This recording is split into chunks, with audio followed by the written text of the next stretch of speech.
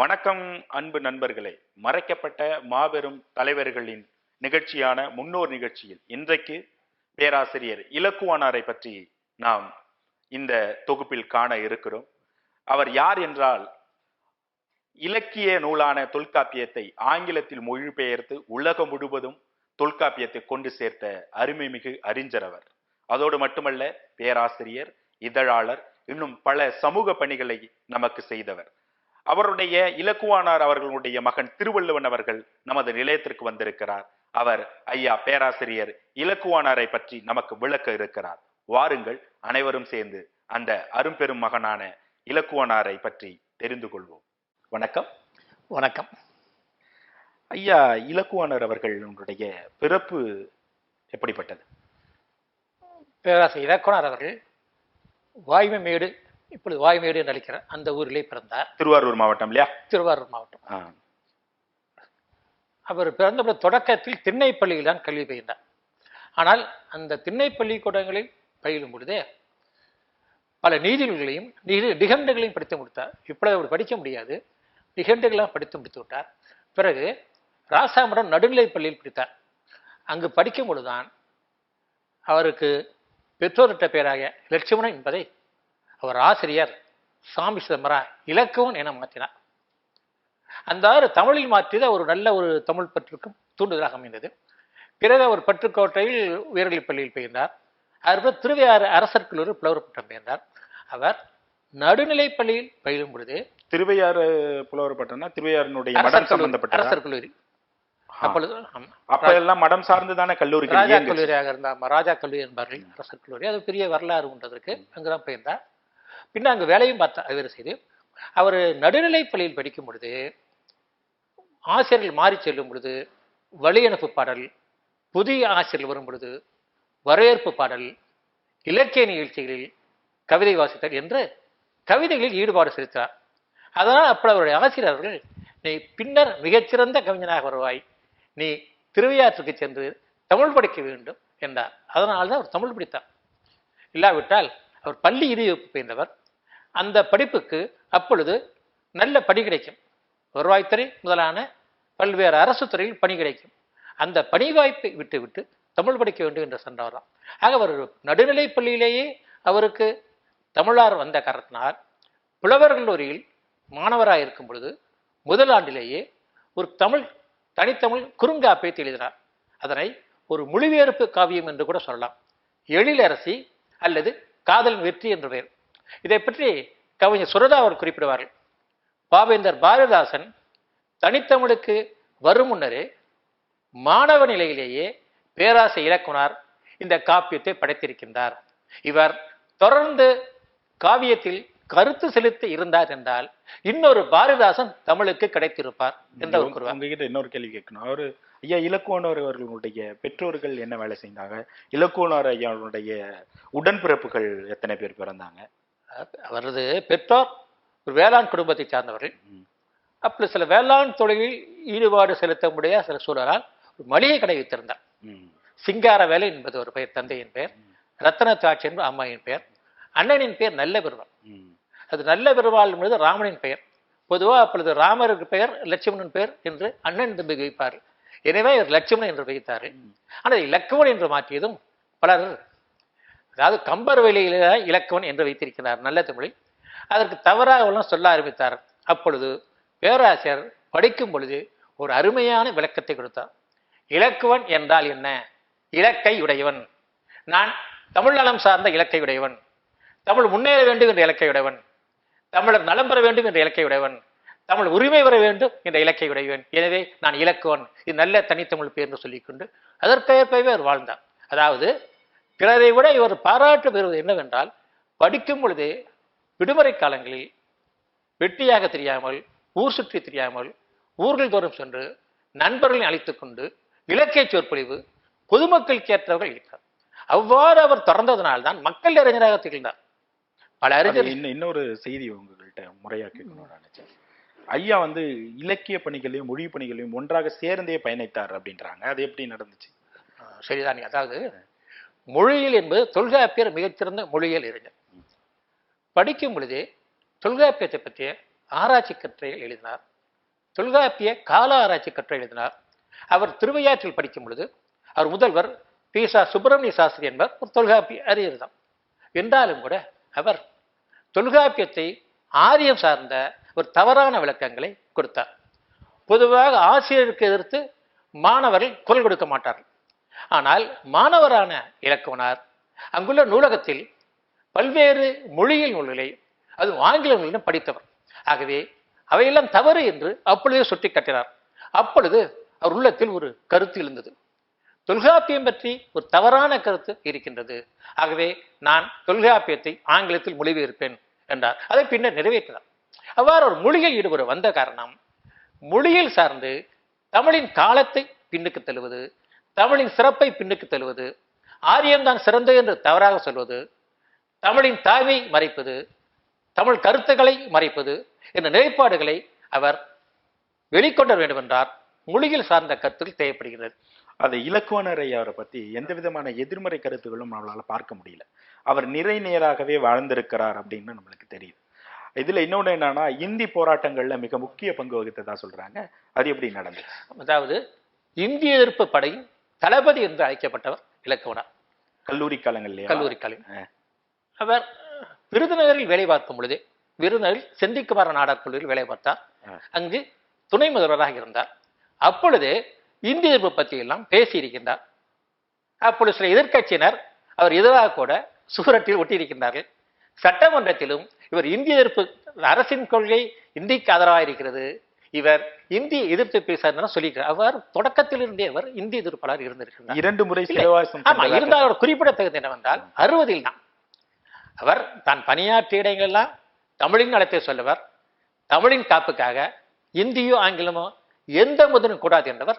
மதுரைக்கு வந்தவர் தான் சற்று முனைப்பு கட்டார். எப்படி என்றால், நமது சட்டத்தின்படி இந்தியா 1950 குடியரசு நாடாக மாறியதல்லவா, அதன்படி அந்த அரசியல் சட்டத்தின்படி 15 ஆண்டுகள், அதாவது 1965 எந்த வகை புதிய ஆணை எதுவுமின்றி இந்தி இந்தியாவின் ஆட்சி மொழியாகிவிடும். இந்தி ஒன்றுதான் நம் நாட்டின் ஆட்சி மொழி என்று இருந்தது. அதை முன்கூட்டியே அவர் ஒரு தொலைநோக்குடன் பார்த்து இந்தியை எதிர்க்க வேண்டும் என்று முடிவெடுத்து இந்தி பரப்புரை மேற்கொண்டார். பேரறிஞர் அண்ணா அவர்களை தான் பணியாற்றிய தியாகராசர்கள் அழைத்து அப்பொழுது குறிப்பிட்டார். பேரறிஞர் அண்ணா அவர்களே, நீங்கள் விலைவாசி போராட்டம் போன்ற பல மக்கள் போராட்டங்களை செய்கிறீர்கள். அதைவிட முதன்மையான போராட்டம் தமிழரின் வாழ்வு சம்பந்தப்பது. 65 இந்தி நாம் தலை மீது ஏறி அமர்ந்துவிடும். ஆகவே இந்திய எதிர்ப்பு பொருள் இறங்குங்கள் என்றார். அப்பொழுது பேரறிஞர் அண்ணா அவர்கள், நான் கட்சி கழகத்தை கூப்பிட்டு கண்டிப்பாக இந்திய எதிர்ப்பு பொருள் இறங்குவோம் என்று சொல்லி திமுகவை இந்திய எதிர்ப்பு பொருள் திசை திருப்பிய பேராசிரியர் இலக்குவனார்கள். அது மட்டுமல்ல, தமிழ் காப்பு கழகம் என்ற ஒரு அமைப்பை நிறுவி அதன் தலைவராக இருந்தார். அதன் செயலாளர் புலவர் இளங்குமரன் இன்றைக்கும் இருக்கின்றார். குறளுடைய இதழை எதற்கென்றே தொடங்கினார். பேராசிரியர் இலக்குவனார் பல்வேறு இதழ் நடத்தியிருக்கின்றார். இருப்பினும் மதுரையில் குறள் நெறியை இந்தியை எதிர்க்க வேண்டும் என்றும் தமிழுக்கு கேடயமும் தொடங்கினார். அதிலே இந்திய எதிர்ப்பு பற்றிய பல்வேறு கட்டுரைகளை, கவிதைகளை வெளியிட்டார். ஆகவே மாணவர்களிடையும் மக்களிடையும் இந்திய எதிர்ப்பு வந்தது. ஆகவே 65 இந்திய எதிர்ப்பு வந்த பொழுது அரசாங்கம் மாணவர் போராட்டத்தை ஒடுக்க நினைத்தது. மாணவர் போராட்டம் கட்டுக்கடங்காமல் இருந்தது. உடைய மதுரையில் மிகப்பெரிய வன்முறை அப்போதைய காங்கிரஸ் கட்சியினால் ஏற்பட்டது. மாணவர்கள் வெளியீடு ஆக்கப்பட்டார்கள். மாணவர் போராட்டம் ஓயவில்லை. அப்பொழுது இந்த போராட்டத்திற்கு முற்றுப்புள்ளி வைக்க வேண்டும் என்பதற்காக அரசு பேரறிஞர் அண்ணாவை சந்தித்து, நீங்கள் ஒரு அறிக்கை கொடுக்க வேண்டும், மாணவர்களே இந்திய எதிர்ப்பு போரை நிறுத்திவிடுங்கள், நாங்கள் பார்த்துக் கொள்கிறோம் என்று சொல்லுங்கள் போதும் என்றார்கள். அப்பொழுது அண்ணா குறிப்பிட்டார், இந்திய எதிர்ப்பிற்கும் திமுகவிற்கும் தொடர்பு கிடையாது. இது மாணவர்கள் போராடுவது, மக்கள் போராடுவது. நாங்களும் இணைந்திருக்கிறோமே தவிர நாங்கள் முதன்மை இல்லை. அப்படி நீங்கள் எதுவும் செய்ய எண்ணினால் மதுரையில் சென்று பேராசிரியர் சந்தியுங்கள், அவர்தான் மாணவர்களுக்கு தலைவர் வெளியாட்டி என்றார். உடனே மதுரைக்கு வந்து காவல்துறையை பார்த்தார்கள். அப்பொழுது காளிமுத்து காமராசர், காளிமுத்து உங்களுக்கு தெரியும், பேரவைத் தலைவராக இருந்தவர், அமைச்சராக இருந்தவர். காமராசன் மிகச்சிறந்த கவிஞர், புதுக்கவிதை முன்னோடியாக திகழ்ந்தார். அவர்கள் அந்த குறிப்பிட்ட 2 காளிமுத்து சிறந்த சொற்பொழிவாளர், காமராஜர் சிறந்த கவிதையாளர். அந்த சட்டப்பிரிவை எதிர்ப்பதாக ஒரு நிகழ்ச்சி. நீங்க அதை நிறுத்த வேண்டும், மாணவர் போராட்டத்திற்கு முற்றுப்புள்ளி வைக்க வேண்டும் என்றார். அப்பொழுது குறிப்பிட்டார்கள், மாணவர்கள் தங்களின் எதிர்காலத்திற்காக போராடுகிறார்கள், அதை நிறுத்த வேண்டும் என்று சொன்னால் நான் எப்படி ஒரு நல்ல ஆசிரியராக இல்ல காளிமுத்தும் காமராஜரும் இலக்குவனார் ஐயாவோட மாணவர்கள் அவருடைய மாணவர்கள். அதாவது இலக்குவரமான பலர் இருக்கின்றார்கள். கவிஞர் மீரா, இன்குலாப் எடுத்துக்கொண்டே போகலாம். அவரது மாணவர்கள் மிகச்சிறந்த கவிஞர்களாக இல்ல, இவர்கள் 2 பேரும் அரசியல் துறையில மாணவர். சேடப்பட்டி முத்தியா இருந்தார்கள்வா, அவர் மாணவர். அவர் சொன்ன பல மாணவர்கள் சட்டத்தை இருத்தார்கள். முதலில் இருந்த இந்த இருவர் தான் முதன்மை. மாற்றை மறுத்து விட்டார். அப்ப மற்றொன்று சொன்னார், ஒருவேளை நான் மாணவர்களே நீங்கள் இந்திய எதிர்ப்பு போராட்டத்தை நிறுத்திவிடுங்கள் என்று சொல்லி அதை மாணவர்கள் கேட்டால் அவர்கள் எப்படி சிறந்த மாணவர்கள் ஆவார்கள்? அவர்கள் தங்கள் நலனுக்காக போராடுகிறார்கள், ஆகவே நான் அறிக்கை கொடுக்க மாட்டேன் என்று சொல்லிவிட்டார். அதன் காரணமாகத்தான் காவல்துறையினர் 1-2-1965 அவர் கைது செய்தார்கள். அப்படி சொல்லும் பொழுது இவர் அமைச்சரின் கைகளை கல்லூரியினுடைய துணை முதல்வர் கைது செய்யப்பட்டார். அப்பொழுது தியாகராஜர் கல்லூரி தமிழ்துறை தலைவராக இருந்தார். தமிழ்துறை தலைவர் தியாகராஜ கல்லூரி மதுரை மறுத்து விட்டார். மறுத்ததற்காகத்தான் அப்பொழுது முதலில் கைது செய்தார்கள்.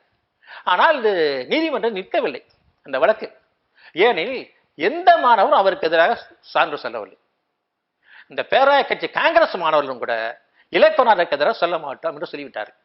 ஆகவே சான்று இல்லாமல் அவரை முழு விடுதலை செய்யவும் வழியின்றி காப்பி விடுதாவது என்ன பண்ணிட்டா, நீங்கள் உங்களை விடுதலை செய்கிறோம், ஆனால் நிபந்தனை விடுதலை, நீங்கள் உங்கள் இல்லம் இருக்கக்கூடிய திருநகரை விட்டு வெளியே செல்லக்கூடாது, நாள்தோறும் காவல் நிலையத்தில் கையெழுத்திட வேண்டும், ஒரு நிபந்தனை விடுதலை கொடுத்தார். அதற்கு பிறகு தமிழ் உரிமை பீருடை என்ற ஒன்றை பேராசிரியர் கொடுத்தார். கன்னியாகுமரியிலிருந்து தமிழ்நாடு வரைக்கும் வருவதற்கு தமிழ் உரிமை பீருடை. அவர் அரசுக்கு எதிராக செய்யவில்லை, அரசின் கொள்கையை நிறைவேற்ற அதை அமைத்தார். என்ன அரசின் கொள்கை? தமிழ் வழி கல்வி என்பது. அந்த தமிழ் வழி கல்விக்காகவும் தமிழ் சார்ந்த கொள்கைக்காகவும் மக்களிடையே பரப்ப வேண்டும். ஏன்? அரசு சொன்னது தமிழ் வழியில் படிக்க மக்கள் முன்வரவில்லை, எனவேதான் கல்லூரியில் தமிழ் வழி கல்வி தொடங்கவில்லை என்று. இங்கு மற்றொரு செய்திக்கு நான் குறிப்பிட விரும்புகிறேன். என்னவென்றால், அப்பொழுது பள்ளிகளில் தமிழ் இருந்தது, கல்லூரியில் தமிழ் இல்லை. அவை கல்லூரியில் தமிழ் வழி வேண்டும் என்று பாருகிறார். கல்லூரியில் தன்னித்தமிழ் இருக்க வேண்டும், பல்கலைக்கழகங்களில் பைந்தமிழ் இருக்க வேண்டும் என்பது ஒரு முழக்கம். அந்த அவர் முழக்கத்தின் காரணமாக, அவர் போராட்டத்தின் காரணமாக இயக்கப்படியின் அப்பொழுது வெற்றி அடைந்தது. பல்வேறு கல்லூரியில் தமிழ் வழிகள் தொடங்கப்பட்டன, மாணவர்கள் பயின்றார். இன்றைக்கு நிலை என்னவென்றால், கல்லூரி இல்லை, பள்ளியிலேயே தமிழ் இல்லை, பள்ளி மட்டும் இல்லை, தொடக்க கல்வி மட்டும் இல்லை, மழலை கல்வியிலே தமிழ் இல்லாத சூழலில். அது மிக வருந்தத்தக்க. நாம் மனதில் கொள்ள வேண்டும்.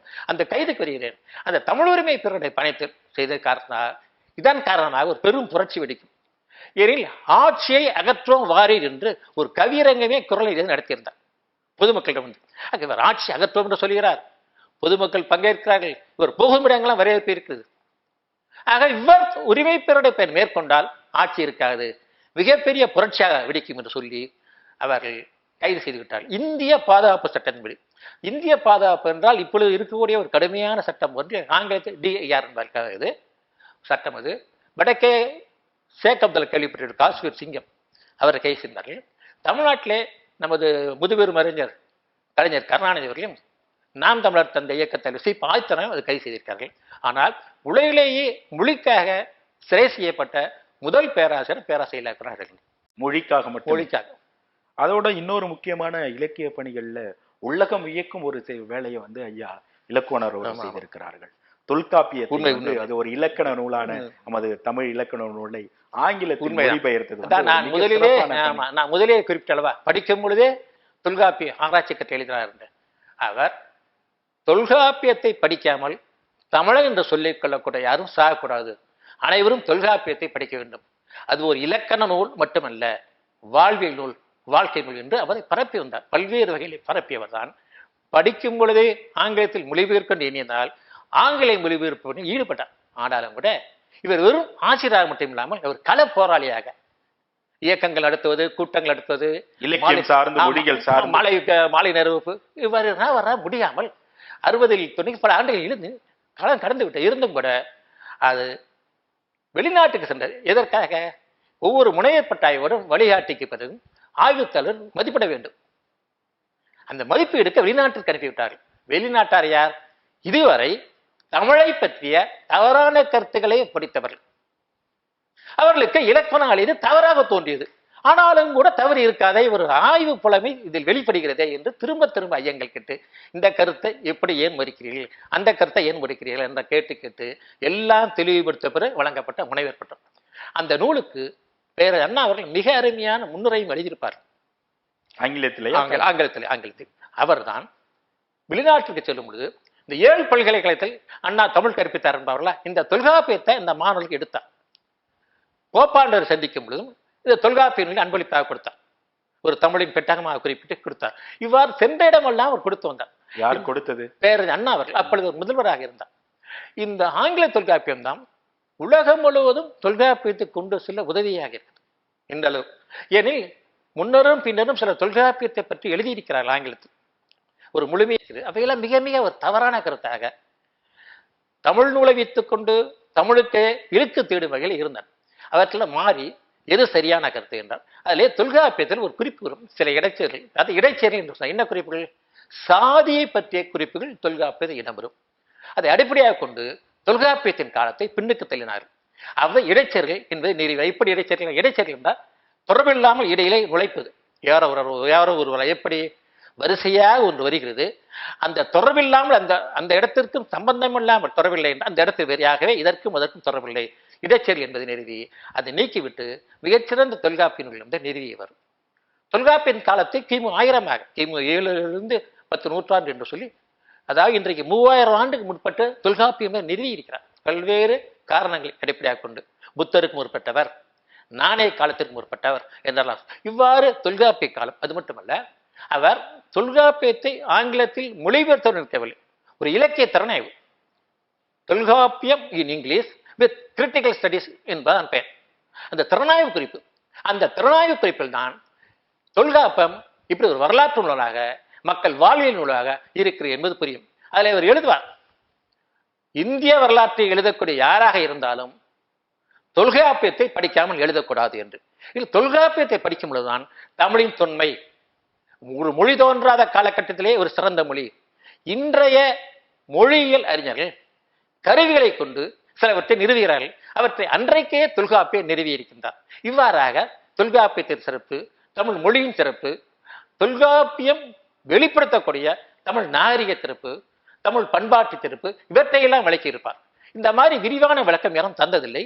தமிழிலும் கூட தொல்காப்பிய ஆராய்ச்சி என்ற புத்தகம் எழுதியிருக்கிறார். அதன் பதிப்பாளர் அண்ணல் சுப்பிரமணியார் குறிப்பிட்டிருப்பார், தொல்காப்பியத்தை மக்களிடையே கொண்டு சென்றவர் பேராசிரியர் இலக்குவனார் என்று.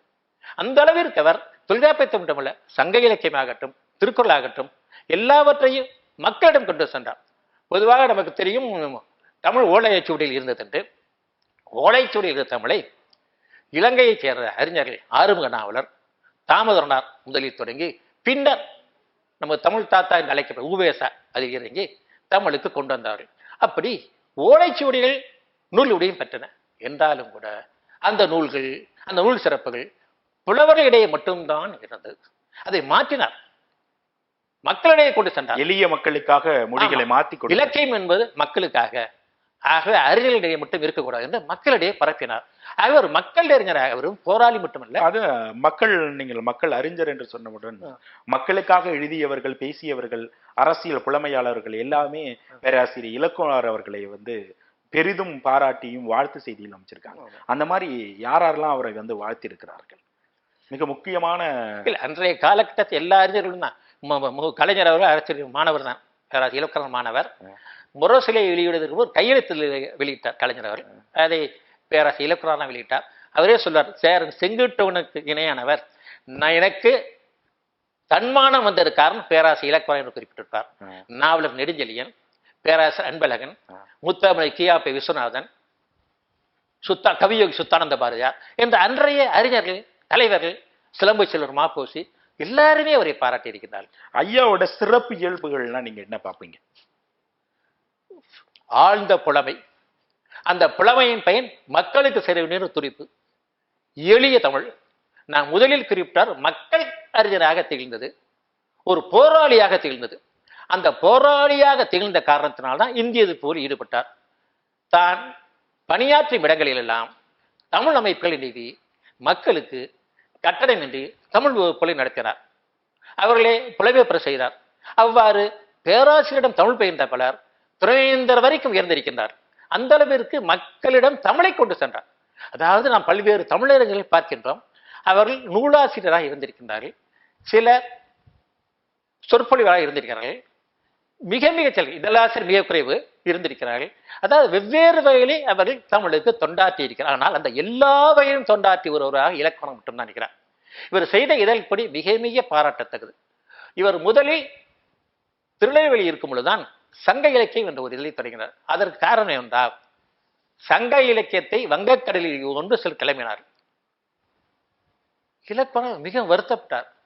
என்ன காரணம்? சங்க இலக்கியம் தான் தமிழின் பண்பாட்டு நூல், உலகமே போற்றக்கூடிய ஒரு நூலை, நாம் அன்றாடம் படித்து பயன்பெற வேண்டிய நூலை கடலில் எறிய வேண்டும் என்று சொல்கிறார்கள். தவறு அவர்கள் மீது அல்ல. நாம் தமிழாசிரியர் நாம் கடமை செய்ய தருவிட்டோம், மக்களிடம் கொண்டு செல்ல தவறிவிட்டோம் என்றுதான் அந்த சங்க இலக்கியம் என்ற நூலை தொடங்கினார். அந்த சங்க இலக்கிய நூலை கூட அவர் ஒரு அஞ்சல் வழி கல்விமாறு முதலில் தொடங்கினார் என்பார். பேராசிரியர் மறைமலை அண்ணன் அவர் குறிப்பிட்டிருப்பார். அஞ்சல் வழி கல்வியை முதலில் தொடங்கியவர் தமிழ்நாட்டில் பேராசிரியர் இலக்கணம் இருந்தேன். அந்த சங்க இலக்கியை தொடங்கி மக்களிடம் சங்க இலக்கியத்தை மிக எளிமையாகவும் அது தமிழின் சிறப்பையும் தமிழ் முழக்கங்களும் கொண்டு செல்றார். அதிலே கேட்பார், உரிமை பெற்ற நாடு உரிமை பெறப்பு, நான் சொல்லுவது 1940 முன்பு, உந்தன் நாடும் உரிமை பெற வேண்டாமா, உறங்குகிறாயே தமிழா விழித்தில் என்று கேள்வி கேட்டார். பேராசிரியர் மற்றொரு ஒரு தொலைநோக்குறவரை குறிப்பிடுகிறார். சிறப்பு இருக்கிற என்ன தொலைநோக்குறவர் என்றால், இன்றைக்கு செம்மொழிக்கு தனி நிறுவனத்தை தொடங்கியிருக்கார்கள். அரசியல் செம்மொழி விருதுகளை தெரிகிறது, இருந்தும் கூட இளம் அறிஞர் விருதான் தெரிகிறது, மூத்த அறிஞர் விருது தரவில்லை. ஆனால் அப்பொழுதே 65க்கு முன்பே பேராசிரியர் இலக்கணர்கள் சமஸ்கிருதம் பாலி முதலான மொழிகளுக்கெல்லாம் அரசு விருது தருகிறது, தமிழுக்கு தரம் அறிகிறது, தர வேண்டும் அப்பொழுதே குரல் கொடுத்திருக்கின்றார். அவர் தொலைநோக்குணர்வு, அன்றைக்கே இந்த செம்மொழி விருதுகள் தர வேண்டும் என்ற ஒரு தொலைநோக்குணர்வு. அது மட்டுமல்ல, அவரது இன்றைக்கு நம்ம கட்சிகளை பார்க்கணும்ல, கூட்டணி கட்சியை முதலில் வலியுறுத்தியவர். கூட்டணி ஆட்சியை பேராசிரியர் இலக்கணம். சாதி கட்சிகள் கூடாது, கூட்டணி அரசு தேவை என்பார். தமிழ்நாட்டில் தமிழ் அரசு உரிமை பெற்ற தமிழரசு இருக்க வேண்டும், தமிழ் நலம் நாடும் தலைவர்கள் இருக்க வேண்டும். அடுத்தது அவர் வலியுறுத்தியது தமிழ்நாட்டு மனிதர்கள் தமிழ்நாட்டு தலைவராக இருக்கணும். ஆமாம், தமிழ் நலம் நாடும் தலைவர் ஆகும். அடுத்தது குறிப்பிடுகிறார், தமிழருக்கு தேசிய மொழி தமிழே. அவர் மற்றொன்று குறிப்பிட்டார், அதுதான் மிக கவனிக்க வேண்டிய தொலைநோக்கு இருக்கு.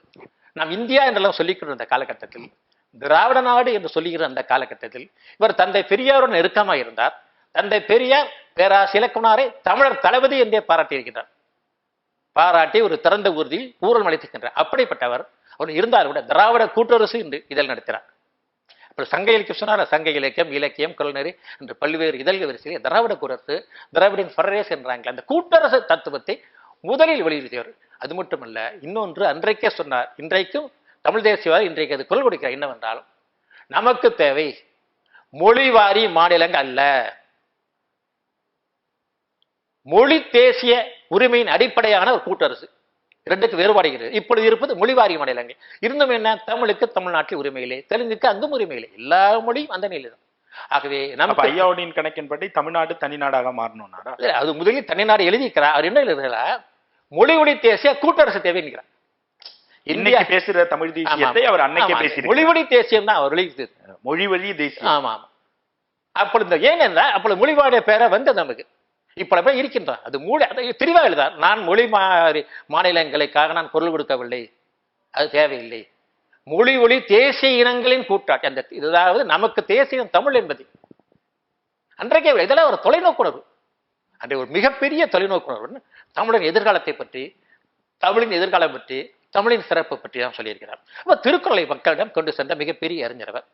அதற்காகத்தான் குரல் நெறியின் இதழும் நடத்தினார். அவர் அதாவது இதழ் வாயிலாக தொண்டாற்றிய தமிழ் பேராசிரியர் என்றால் பல்வேறு இதழ்கள் வாயிலாக வரைத்தார். என்னென்ன விருதுகள் ஐயாவுக்கு கொடுத்திருக்காங்க தமிழ்நாடு அரசு? அதாவது தமிழ்நாடு அரசு விருது கொடுக்கவில்லை உங்களுக்கு, ஆனால் மக்கள் கொடுத்த பட்டங்கள் விருது நூற்றுக்கணக்கில் உள்ளன. அவர் அது எது சிறப்பான பட்டம் இல்லை, பொதுவாக அவர் எல்லாமே அரசு கொடுத்த பட்டம் என்று சொல்ல வேண்டும் என்றால் இந்திய எதிர்ப்பு படை தளபதி என்று குறிப்பிட்டார்களா, அது அரசு பட்டமாக எடுத்துக்கொள்ளலாம்.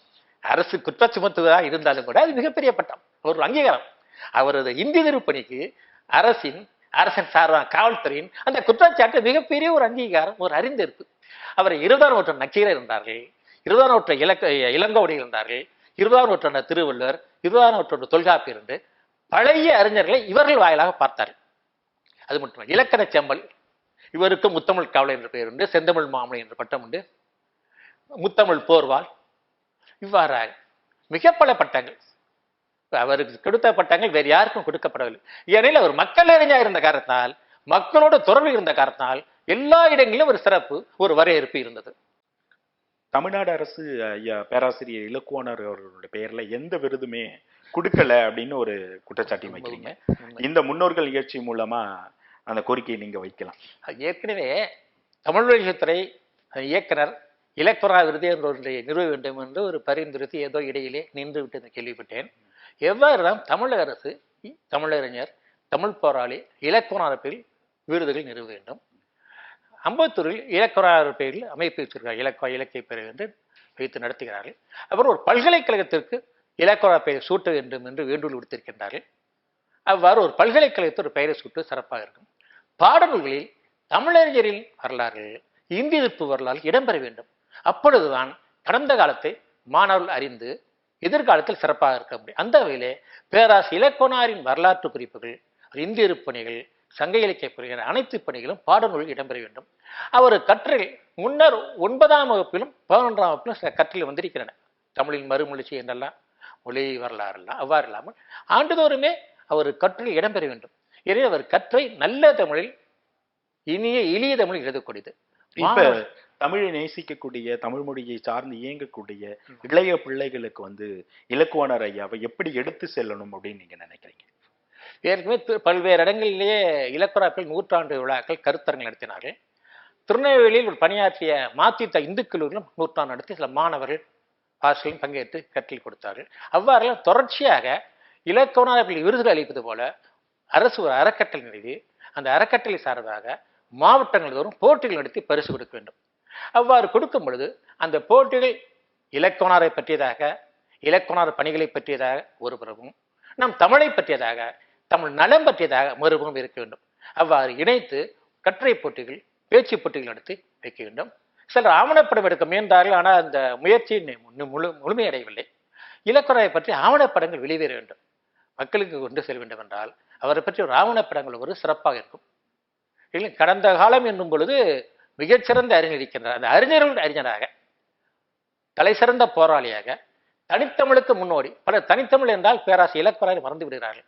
அவர் படிக்கும் பொழுதே தனித்தமிழை பரப்பியவர், மாணவர்களுக்கு தனித்தமிழ் பற்றி விதைத்தவர், தனித்தமிழ் காப்பியங்கள் படைத்தவர். ஆனால் இன்றைக்கு தனித்தமிழ் என்று பேசக்கூடியவர்கள் அவரை தனித்தமிழ் அறிஞராக எண்ணுவது கிடையாது. அதுதான் மிகப்பெரிய கொடுமை.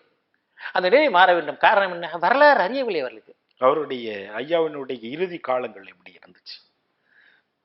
அவர் முதலில் மலேசியாவிற்கு ஒரு சுற்றுப்பயணம் மேற்கொண்டிருந்தார். பல நாடுகளுக்கு அவர் அழைப்பு வந்திருந்தார்.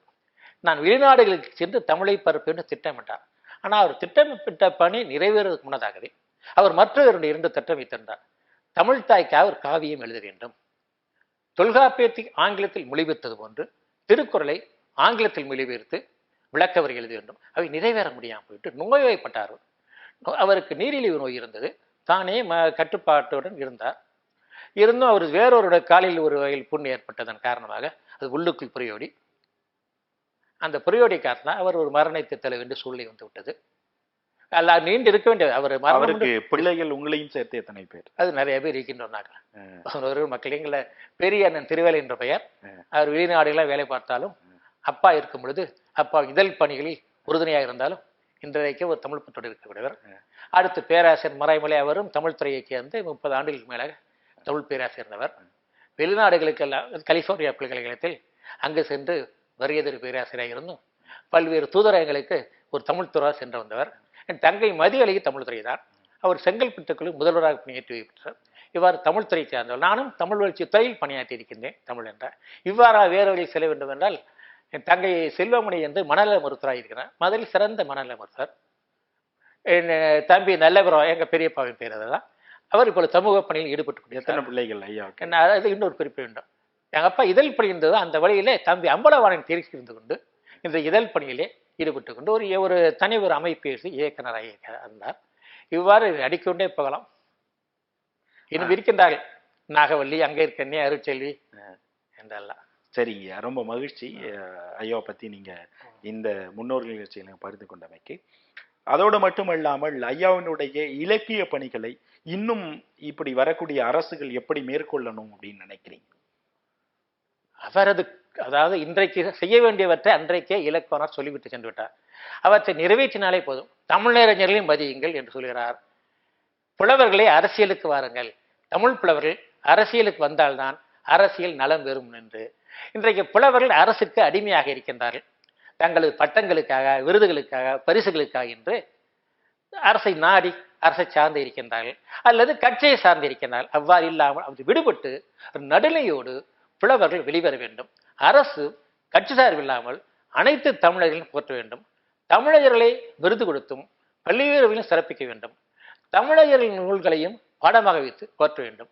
மாணவர்களுக்கு தமிழ் பற்ற வர வேண்டும் என்றால் தமிழ்நாட்டில் தமிழ்தான் கல்வி மொழி, இசை மொழி, இறைமொழி, ஆட்சி மொழி, வழக்கு மொழி என்று எல்லா இடத்திலும் தமிழை கொண்டு வந்தால் அங்கே இலக்குவனார் இருப்பார். இலக்குவனார் என்றால் தமிழ்தாய் என்று அன்றைக்கே குறிப்பிட்டார்கள். அவர் கைது செய்யப்பட்ட பொழுதெல்லாம் கலைஞரின் முத்தாரை இதழிலும், முரசொலி இதழிலும், பிற இதழிலும் தமிழ்தாய் சிறையில் என்றுதான் வந்தது. அவர் பேராசிரியர் மகாதேவன் அவர்கள் தமிழ் பல்கலைக்கழக துணைவேந்தராக இருந்தவர் ஒய்எம்சிஏ பட்டிமன்றம் ஆண்டுதோறும் நடத்தும் நினைவு கூட்டம் ஒன்றிலே பேசும் பொழுது, தமிழ்தாயின் படம் வரைய வேண்டும் என்றால் இலக்குவனாரின் படத்தை வரையுங்கள், இலக்குவனார் தான் தமிழ்தாய் என்றார். இவ்வாறு பல தமிழ்தாயா எண்ணியிருக்கிறார்கள். அந்த தமிழ்தாயை சிறப்பிக்க வேண்டும் என்றால் உண்மையான தமிழ்தாய்க்கு உரிய மதிப்பை கொடுத்தால் அங்கே இலக்குவனார் நிற்பார். தமிழ் எங்கெல்லாம் தமிழிலிருந்து வாழுகிறதோ, தமிழன் எங்கெல்லாம் தலைவனிலிருந்து இருக்கின்றானோ அங்கெல்லாம் இலக்குவனார் இருப்பார். அங்கெல்லாம் இலக்குவனார் நினைவு கூற வேண்டும். இலக்குவனார் வழியில் இனிய தமிழை காப்பது நம்ம கடமையாக கொள்ள வேண்டும். தமிழ்நாடு தமிழுரிமையுடன் தமிழர் உரிமையுடன் திகழ வேண்டும். உங்கள் பொன்னான இதழ் சம்பந்தப்பட்ட வேலைகளுக்கு இடையவே எங்கள் தொலைக்காட்சிக்கு வந்து ஐயா பேராசிரியர் இலக்குவனார் அவர்களை பற்றி முன்னோர்கள் நிகழ்ச்சியில் பதிவு செய்தமைக்கு மிக்க நன்றி. தமிழன் தொலைக்காட்சி நேயர்களை ஊடக வாரியாக சந்திக்க வாய்ப்பு தந்தமைக்க உங்களுக்கும் நன்றி, மகிழ்ச்சி, வணக்கம்.